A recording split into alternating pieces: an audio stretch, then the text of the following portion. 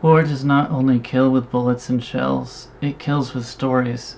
Some are true, others are useful, and a few are so useful that the truth becomes secondary to their effect. Edith Cavell is remembered as a martyr, a nurse executed for compassion, a symbol of innocence crushed by brutality. That image did not emerge by accident. In this video, we imagine what Edith Cavell actually did. Who knew the full scope of her activities, who chose to remain silent or misled, and how her death was transformed into one of the most powerful propaganda weapons of the First World War. This is not an attempt to diminish her courage, nor to excuse the execution that shocked the world. It is an attempt to separate the woman from the myth, intelligence work from humanitarian cover, and private knowledge from public narrative, because once a death becomes useful, it is no longer allowed to be complicated.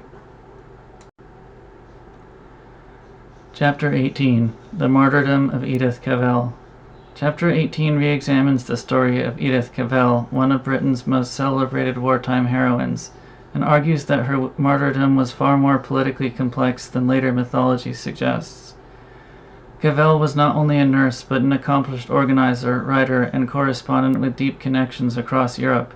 At the outbreak of war, she chose to return to occupied Brussels, where she became involved in a clandestine network that helped stranded British and French soldiers escape the chaos of the Battle of Mons. This escape network, organized by elements of the Belgian aristocracy, was known to and indirectly connected with British authorities. The chapter argues that Cavell did not act alone or unknowingly. Her network operated openly enough to be recognized by the British government, the Belgian government in exile, the American legation in Brussels, and major relief organizations. She used diplomatic channels to communicate with Britain and alluded in her letters to information too sensitive to send by post. Evidence suggests that her activities were tolerated and at times facilitated by multiple governments while they proved useful.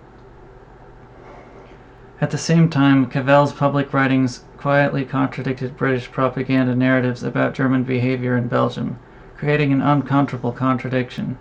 Her role in aiding escapees and the involvement of neutral American officials was later confirmed in first-hand accounts by soldiers she helped. The chapter concludes that Cavell's execution was not simply an isolated act of German brutality, but the tragic end of a deliberately exposed, intelligence-linked operation. After her death, her story was reshaped into a powerful propaganda symbol, while the full extent of official knowledge and complicity was left unexamined. Chapter 18 argues that Edith Cavell was not just a martyr of war, but a victim of the politics that used her.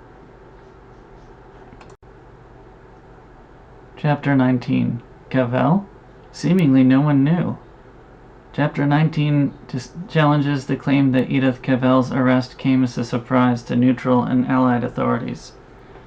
By mid-1915, German intelligence already viewed the De Croix escape network as a coordinated intelligence operation, not a loose humanitarian effort. Mass arrests followed, and Edith Cavell was taken into custody in August 1915 in full view of her colleagues. According to the authors, later claims that officials knew nothing about her arrest are implausible. Brussels was saturated with rumors of the crackdown, and even lawyers sent on Cavell's behalf were themselves arrested. Internal reports written by other detained members of the network described its direct links to British intelligence. But these documents were suppressed by military authorities. Evidence preserved in Belgian archives further suggests that Cavell and her associates were involved in intelligence-linked activities coordinated with London. Yet when Cavell was finally tried, her legal defense was chaotic and constrained.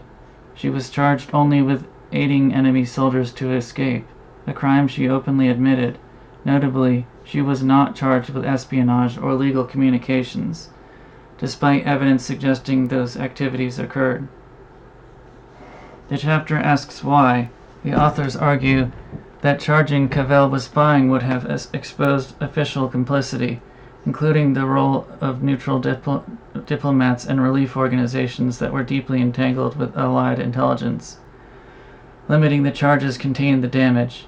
The chapter concludes that Cavell's fate was not the result of ignorance or confusion, but of calculated silence.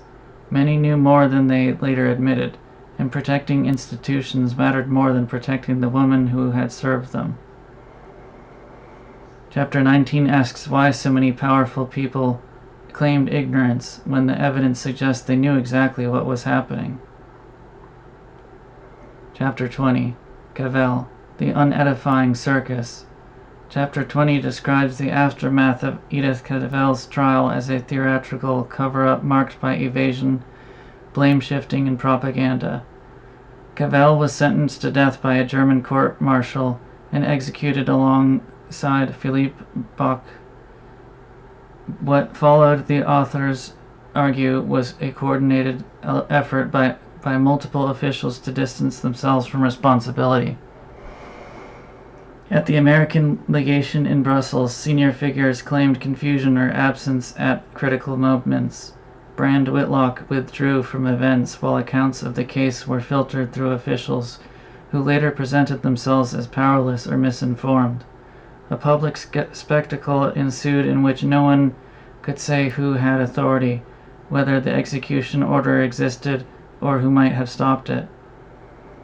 One figure in particular, Gaston de Laval, later reinvented himself as Cavell's defender, despite having played no effective legal role. He toured America giving lectures that absolved U.S. authorities of responsibility. His accusations against Cavell's actual lawyer collapsed under scrutiny, exposing falsehoods that further discredited the official narrative. German authorities in Belgium rejected the later claims made by Allied officials, accusing them of misrepresentation. Meanwhile, Cavell's death was transformed into a propaganda symbol, overshadowing the reality of her actions and the failures of those who might have intervened. Behind closed doors, a British War Cabinet committee later concluded, secretly, that the German court had been legally justified in imposing the death sentence. It also emerged that Herbert Hoover was present in Brussels during Cavell's trial, meeting with key officials shortly before sentences were decided. The chapter closes with a striking admission from a former British intelligence chief, who later confirmed that Cavell had been involved in intelligence work. The authors conclude that Cavell's execution was surrounded by calculated misdirection, and that the truth was sacrificed to preserve reputations, alliances, and wartime myths. Chapter 20 argues that after Edith Cavell's death, truth was not defended, it was staged. Edith Cavell's death was real, her courage was real, and the brutality of her execution was real, but what followed was something else entirely. Her story was simplified, purified, and weaponized, stripped of context, ambiguity, and inconvenient facts, until it could serve a purpose far larger than the woman herself. Governments that knew more than they admitted remained silent.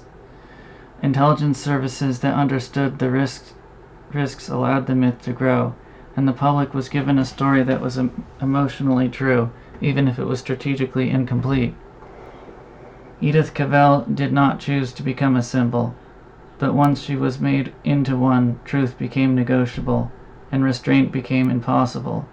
This is how modern war is fought, not only with armies, but with narratives that cannot be questioned, without appearing immoral. The moment compassion becomes a shield against scrutiny, it stops being humanitarianism, and becomes something far more dangerous, not because the cause is false, but because the truth is no longer allowed to matter.